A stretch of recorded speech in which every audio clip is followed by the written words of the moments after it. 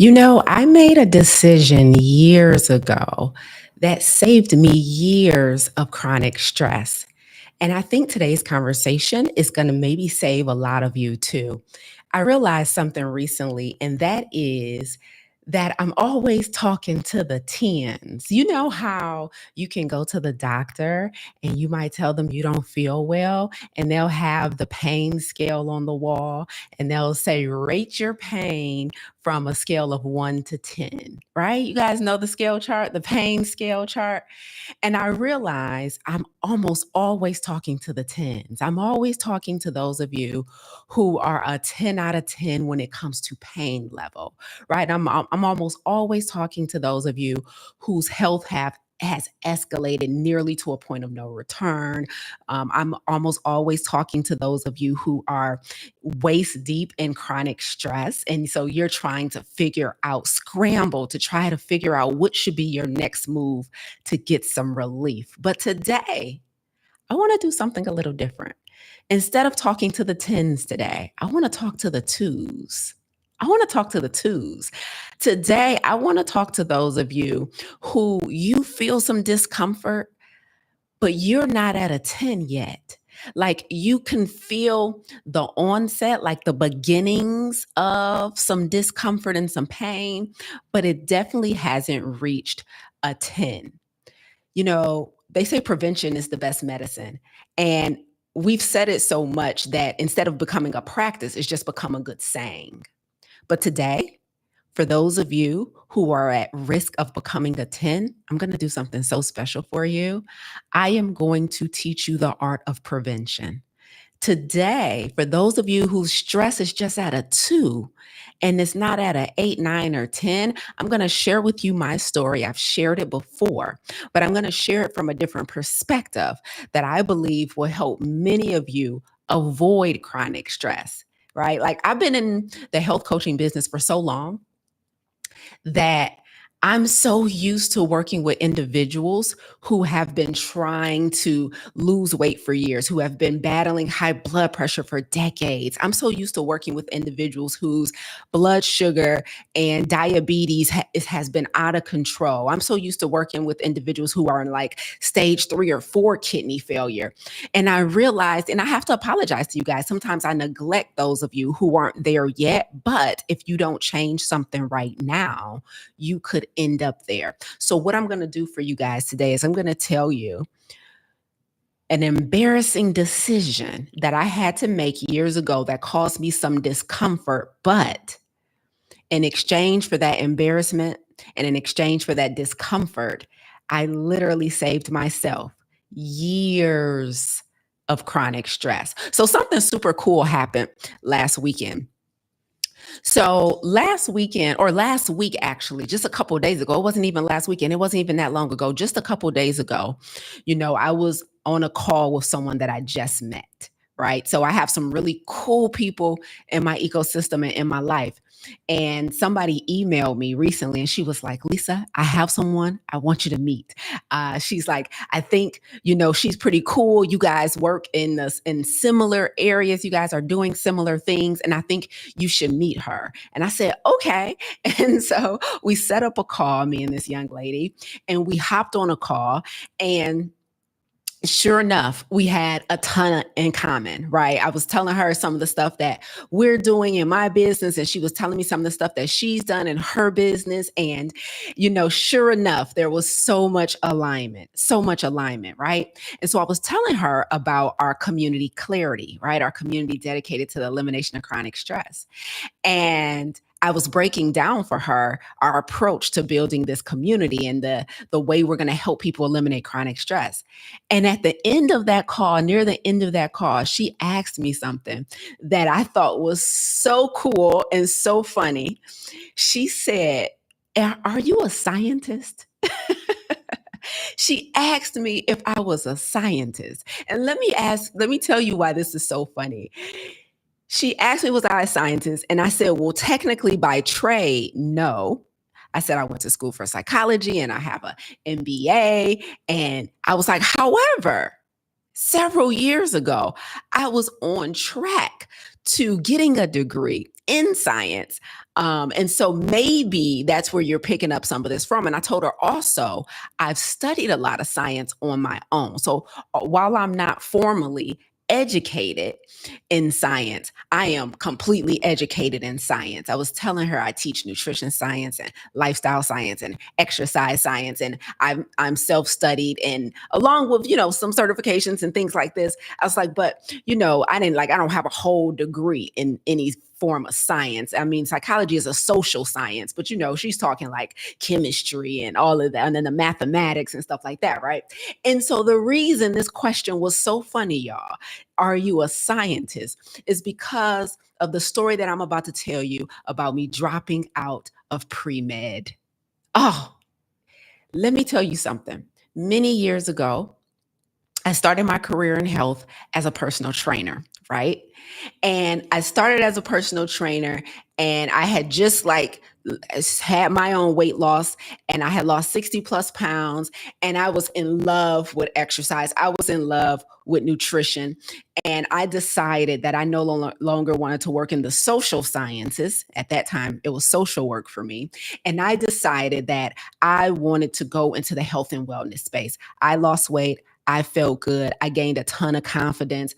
I felt so healthy and good in my body. And I decided I'm really into this fitness thing. I'm really into this exercise thing. Like, I want to help people do this. Like, I want out of foster care and into personal training, right? And so that's what I did. And so I started personal training. That was my first job in the health and wellness field.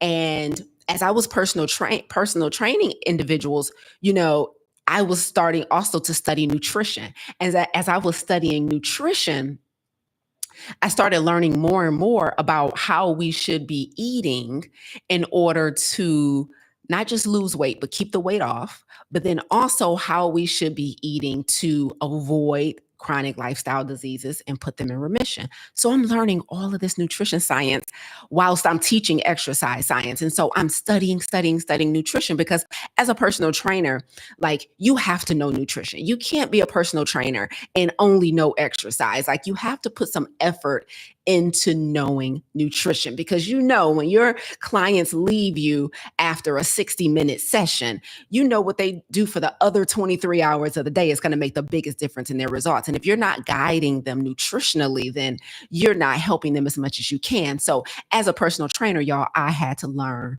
nutrition science.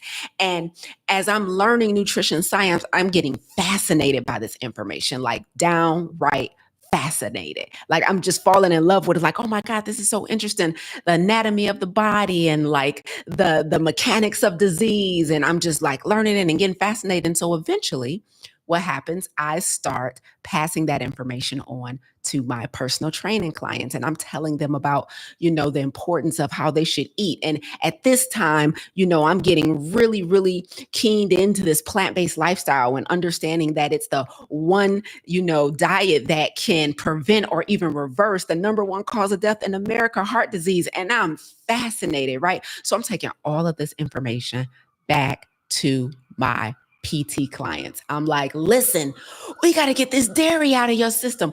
We got to get this meat out of you. You got high blood pressure. That's cholesterol. It's clogging your arteries. Like, I'm like, listen, it's the saturated fat. Like, I know you want to lose weight, but did you know if we also eat this way in addition to our workouts, all of this magic can happen, right? So you can see my excitement.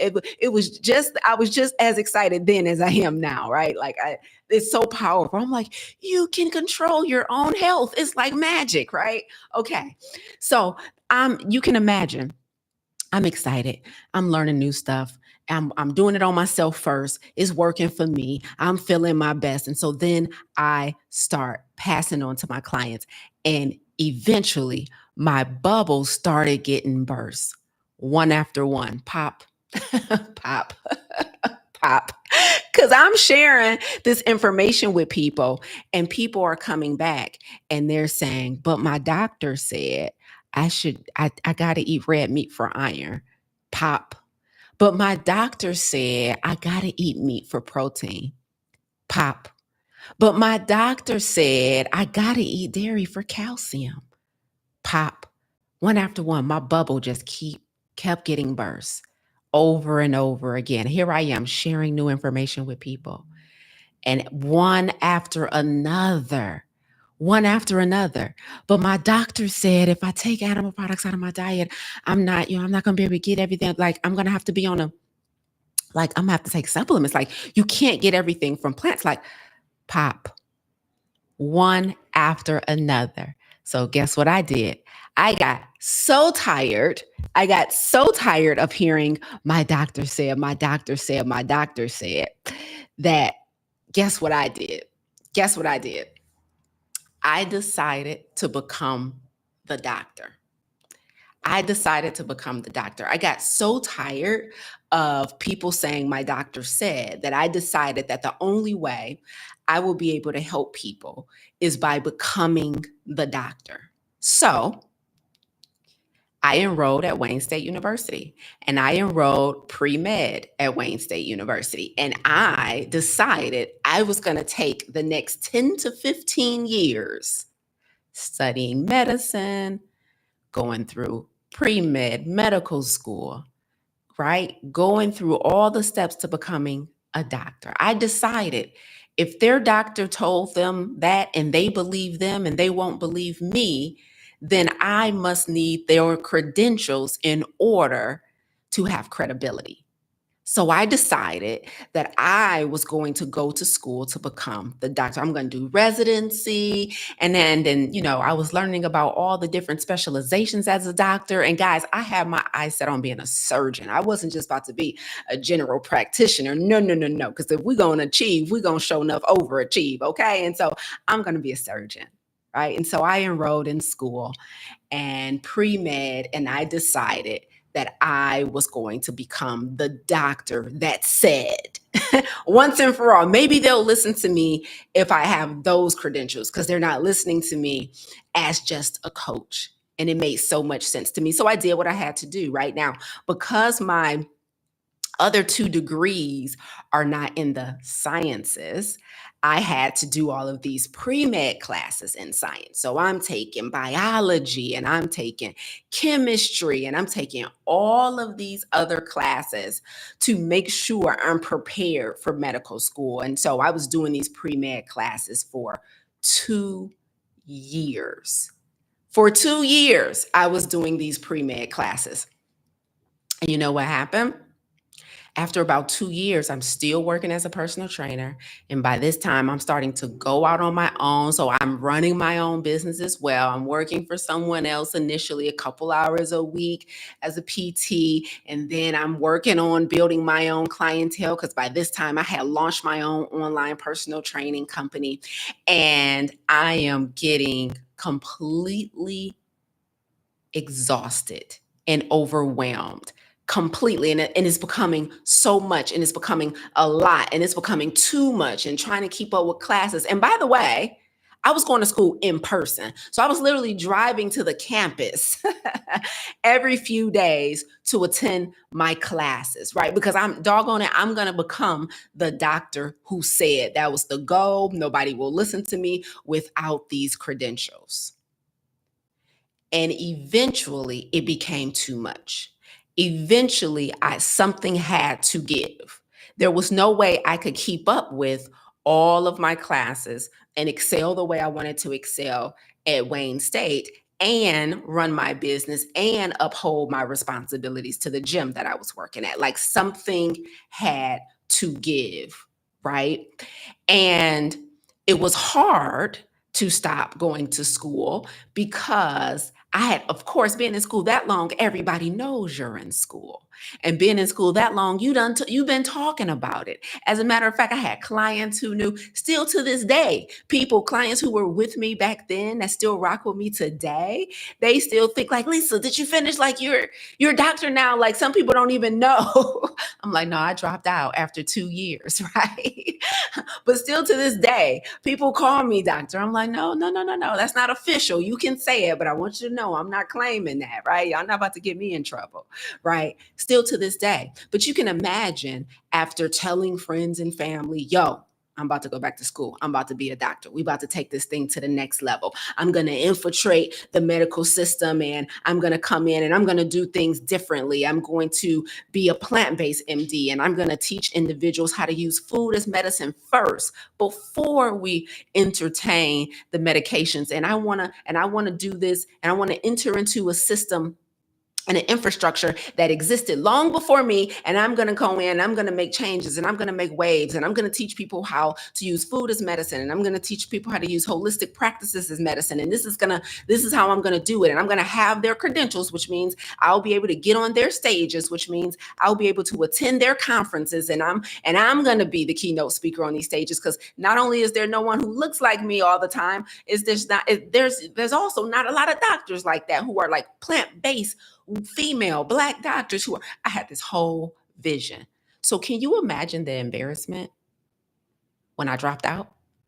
Like this wasn't like a 3 months after I started and that really like not that many people knew. Like it was widespread. Like I was teaching classes at that time. And so every time I taught or lectured, people knew that like I'm in classes, like I gotta go, like I'm studying. Like I had made posts on social media. Y'all ever make posts on social media about stuff that you're doing because you're excited about it?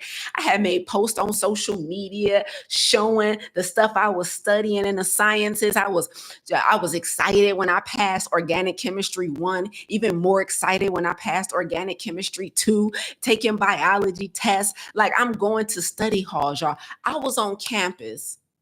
I was on campus with students who were half my age. They had just graduated from high school. And I was in study groups with them, right? Like I'm telling my partner, like I gotta go. I'm about to go to this chem study group at the library. Like I was knee deep back in university.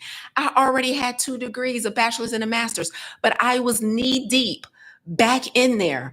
All because I had too many people tell me in a row, my doctor said, my doctor said, my doctor said, right? Over and over again. So I need to tell you, can you imagine the embarrassment when I decided to stop going? Can you imagine what it felt like after I had to come to the realization that I could not? There was no way. Like, let me tell you guys something. It was such a misaligned decision because I don't even like medicine. Like I have no interest in medicine. I've never had an interest in medicine. Matter of fact, the thing that I had the interest in, the one thing that I have an interest in, they don't even teach there. They don't even teach nutrition science. I had to go learn nutrition science somewhere else. They don't even teach it in medical school. The one thing that I was going to use to heal people once I got the MD behind my name, I wasn't even going to get from that institution. So I had to the thought of spending another 10 years in school for something that doesn't even remotely interest me was like a shot to my heart. It's like, I can't do this. There's no way. I just don't like this stuff that much. Like, I only want to know what I need to know to help the people I want to help. But to have to go through all of this, like, I have no interest in working in a hospital. They make you take shots to work there. I don't have an interest in taking shots. I'm not getting the flu shot. I'm not doing it. Everything is personal choice. I was studying what was required, like if I was going to do residency. I'm like, you mean you got to stop your whole life because you're going to be at the bottom of the totem pole and you're going to have to work these ridiculous hours just to become a doctor. So you got to do residency for a couple years. And then remember, I told you guys I wanted to be a surgeon. So then I was also going to have to be in that for another several years, making sure I mastered surgery. I dropped out. I couldn't do it. It was the thought of it still to this day. I'm like, my goodness, I can't even imagine going through this and continuing at this point, right? So guys, I had to make a decision. I had to make a decision. And the decision was that I'm going to have to drop out. I'm not going to be able to continue. And I'm just going to have to face the music and sit with the feelings that comes with letting myself down. Sit with the feelings that comes with deciding that this wasn't the best decision and that I'm going to have to retract all my statements, go into all my audience at that time and my community, because I was full on teaching nutrition. I was full on helping people with exercise. And I had to go back and be like, nah, people asking me, Lise, how class is coming? They ain't. How's school going? It's not. How much longer you got to go? We done. Right? Like I had to retract all of that stuff. And I'm here to tell some of you guys today the exact same thing. Sometimes you have to make an embarrassing decision. Sometimes you have to make a decision that causes you discomfort. Sometimes you have to make a decision that causes you to be a little bit embarrassed, maybe even ashamed, because you realize that you made a decision from an unhealthy place. I didn't enroll in school because I really cared about medicine. I didn't enroll in school because I always wanted to be a doctor. I always wanted to be a teacher, which I am today. I never enrolled in school because I had a desire to help people with their health via the healthcare system. I always had a desire to help people with their health directly one on one. I enrolled in school because of imposter syndrome. I made a decision from an unhealed place. I decided that I wasn't going to be good enough to help people unless I had a certain credential. And it wasn't until I got that credential that I would be deemed qualified. And so I allowed imposter syndrome. I allowed imposter syndrome to make a decision for me. Catch it. I allowed imposter syndrome to make a decision for me, not the healthy, clear headed version of Lisa, but I let the clouded, I'm not enough, the stories that we tell ourselves when we're alone, I let those stories make a decision for me back in 2000 and what, 17, 18, right? And so when I decided to drop out, although it stung a little bit, not because I was giving up a dream of medicine, but just because it was embarrassing that all of these people were expecting me to become a doctor. And I decided I wasn't going to continue on that path. And so what I did was I left. And by leaving school, I saved myself 10 or more years of chronic stress. Let me tell you guys something. Let me tell you guys something. In medicine, we say prevention is the best medicine, right? And when we hear that, guys, we're usually thinking about things like diabetes and heart disease and cancer and morbid obesity. When we hear prevention is the best medicine, we're often thinking about things like fatty liver disease and heart attacks and strokes and all of these things. But that goes for stress too. Some of you guys are at a 2. You're not at a 10 when it comes to stress, but you've made a decision that significantly increases the chances that your stress will be at a 10 by the end of this year. You have made a decision from an unhealthy place that significantly increases the chances that your stress is going to escalate. If I had continued down the path of medicine because I didn't think I was good enough to help people in their health without that degree, I would have caused myself loads of stress and overwhelm and exhaustion and fatigue. Because do you know, it's one thing to be tired from doing what you love. I experienced that this year. It's a different type of burnout. It's another type of thing to be exhausted from doing something that you don't even want to do. That's a different type of exhaustion. That's a different type of fatigue. So, what type of decisions are you making or have you made that is adding extra stress to your life that you do not need? I need you to consider and sit with this. Sometimes you have to go back on what you said you were going to do. Sometimes you have to reevaluate your decisions from a healthy place to prevent a future diagnosis. Some of you guys are not at a place of chronic stress right now. You're still in acute stress. You're still in acute stress, but it's on track to becoming chronic if you don't make some tough decisions, if you don't make some tough decisions. Let me tell you something. I know I've worked with a lot of people who have had cancer. I worked with a lot of people who came to us and they were in the midst of battling cancer, and they wanted to take a plant-based approach to helping with their treatment, right? And one thing I know about cancer that I know all of you guys know about cancer is that early detection, if you have to get diagnosed with it, early detection is the absolute best circumstance you can be in, right? Do you guys know this? Early detection is the absolute best circumstance you can be in when it comes to cancer. And I'm telling you, some of you right now, you're at that place. You are still in the early stages of stress. And we can detect it right now. You can stop right now and evaluate every commitment you've made.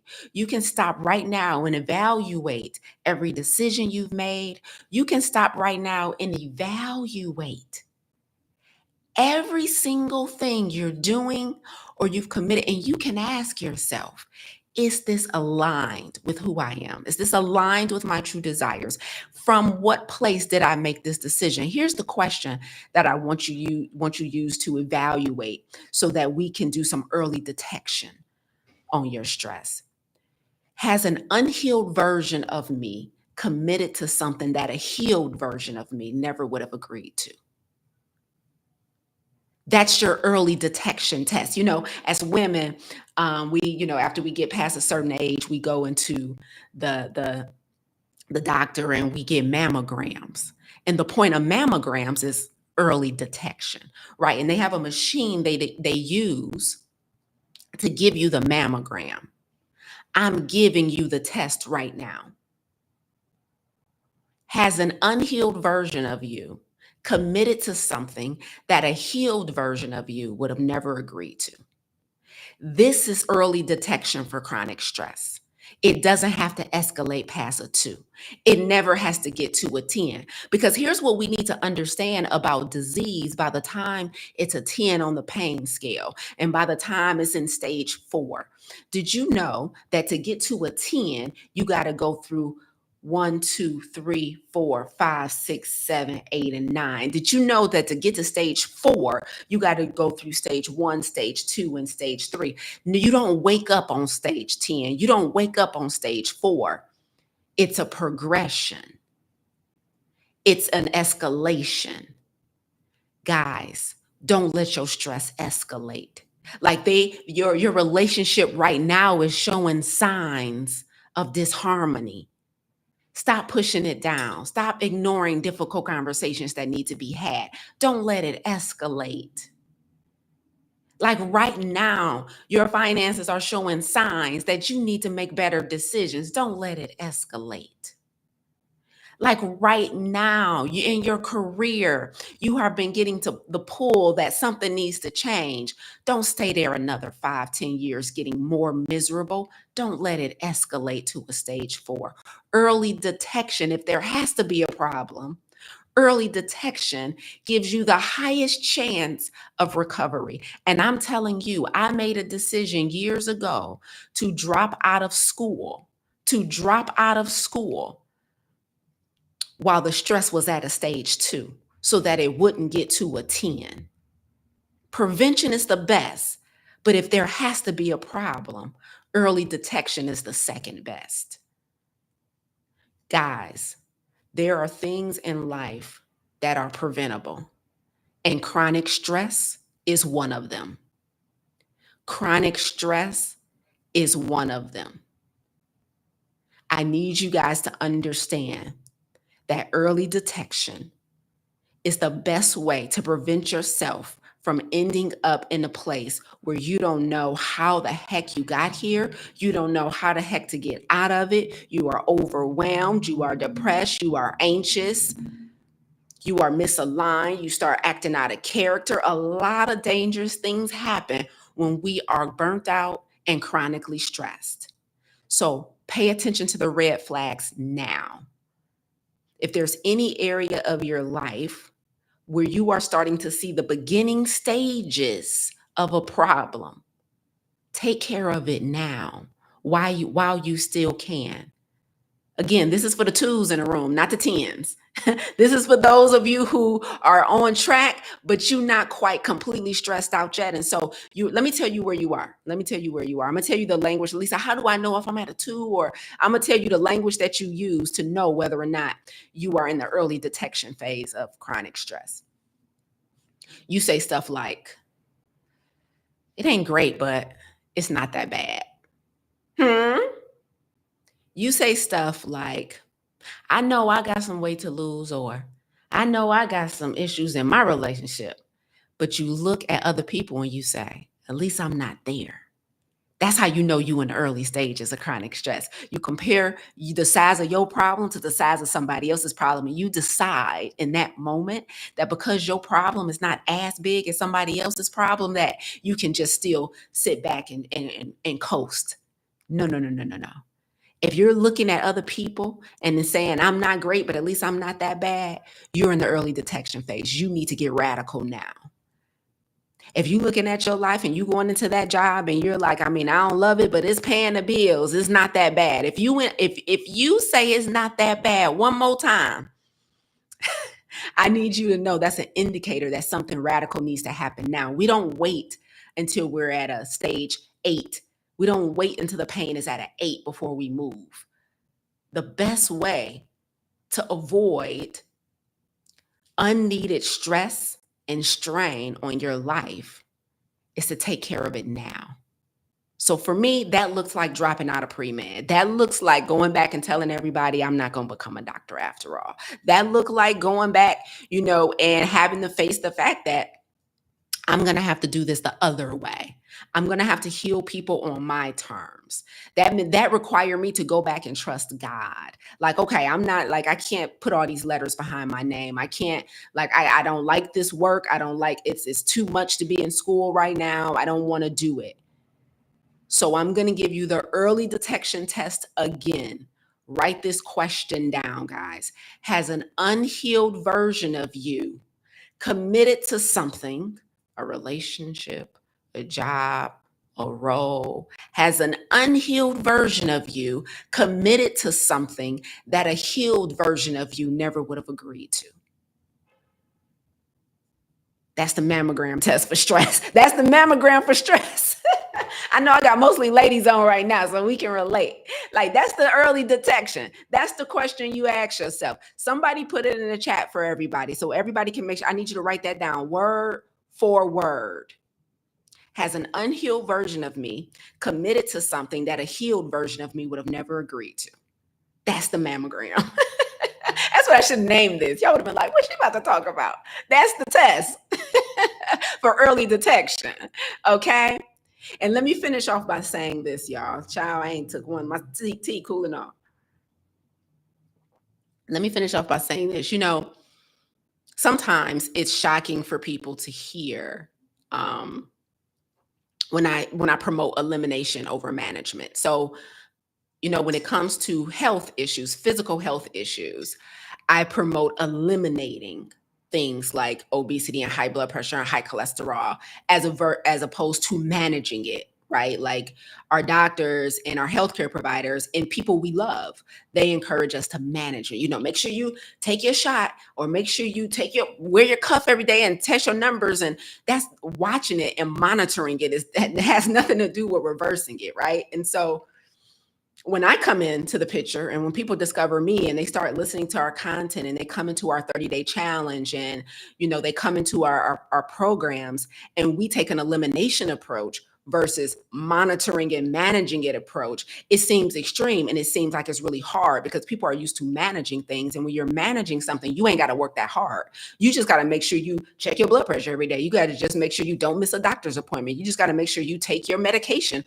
on the schedule. So managing a condition appears as if it's easier than elimination, because elimination requires you to stop eating all the saturated fat. Elimination requires you to stop eating all the refined sugar. Like, elimination requires you to stop drinking right now. Like, elimination requires you to sweat. They're like, can I just monitor it? Can Can I just wear my thing? Can I just wear my cuff? Can I just take my insulin? Can I just make sure I get my meds refilled on time? Like management on the surface seems like it's easier than elimination. So when I come in and I say stuff like, we shouldn't be managing stress, we should be eliminating stress, that sounds crazy to people because from a cultural standpoint, we've only been given permission to manage it. And it sounds wild. But here's what I want you to know. The reason I encourage elimination of chronic stress, the reason I encourage elimination of chronic disease instead of management of those diseases is because management is harder than you think. It's harder than you think. It seems easier because I could still eat some fast food as long as I watch my blood sugar after. Management seems like it's easier because I don't have to give up all my favorite snacks and I don't have to get up off the couch and go to the gym. And management seems easier because I can still have my coffee with my sugar and cream in the morning, and I don't have to drink water and I don't have to go through withdrawals from sugar and caffeine and soda and salt and oil. Like management seems so much easier, but management of stress, management of disease is harder than you think. You want to know why? Because of the time in service. When you're managing a condition, you have to manage it indefinitely. When you do the work to eliminate a condition, it's hard immediately and then the pain is gone. When you have to manage stress, when you have to manage diabetes, when you have to manage obesity, you have to manage it indefinitely to make sure it doesn't escalate. It's actually harder to manage something than it is to eliminate it. So I'm telling you right now, stop making easy decisions and start making harder decisions. Stop thinking it's enough to just pray and meditate and do yoga and take days off and just manage the stress that is your 9 to 5 and start doing the harder things of sitting down and really mapping out an exit strategy from this situation instead of thinking I'm just going to breathe my way through it. I'm just going to self-care my way through it. I'm just going to journal my way through it. I'm just going to do a girlfriend getaway every quarter to exhale a little bit and then come back to the foolishness. Management is actually harder than you think.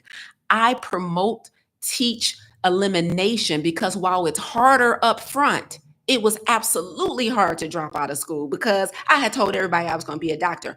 But now, almost 10 years later, from being a med school dropout, I am living without the stress that would have come with doing something that wasn't aligned with my gifts, my talents, my interests.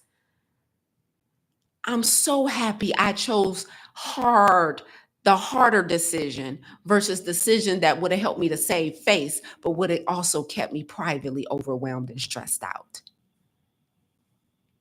Management is not as easy as you think.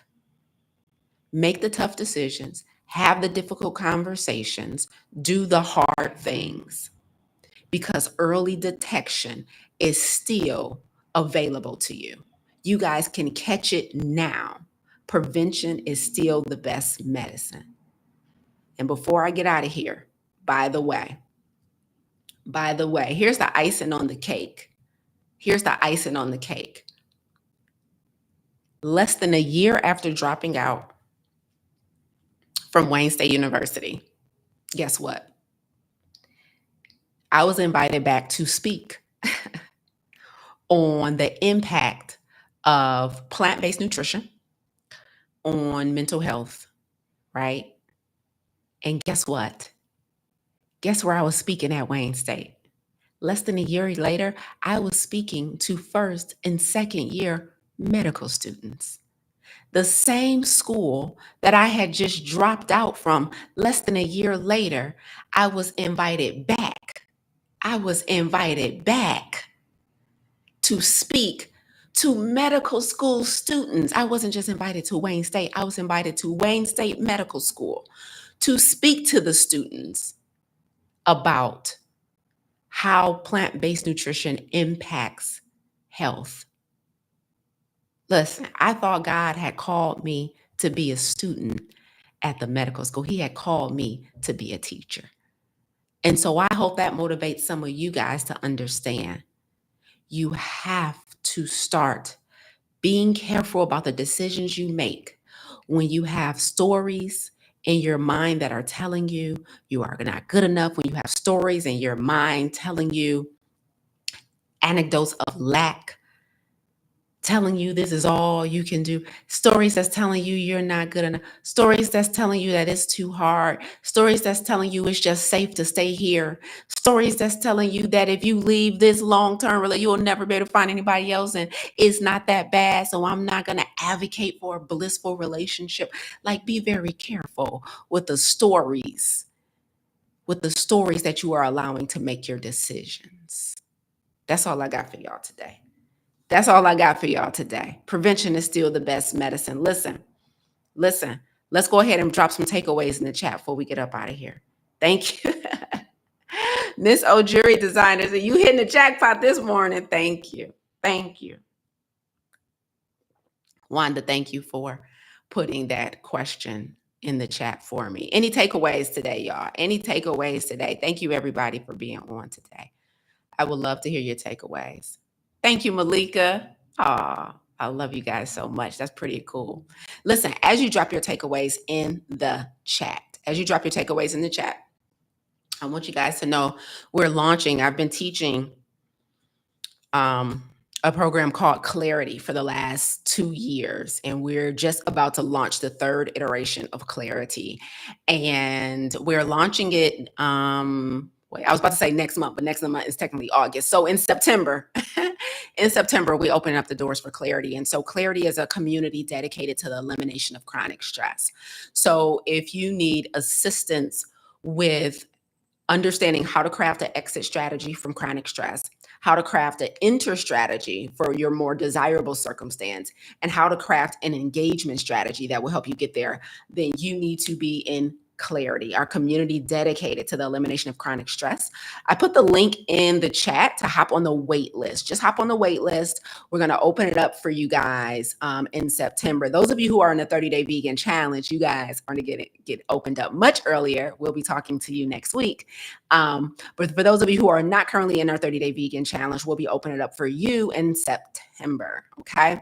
And that list to get on the wait list is linked in the chat here.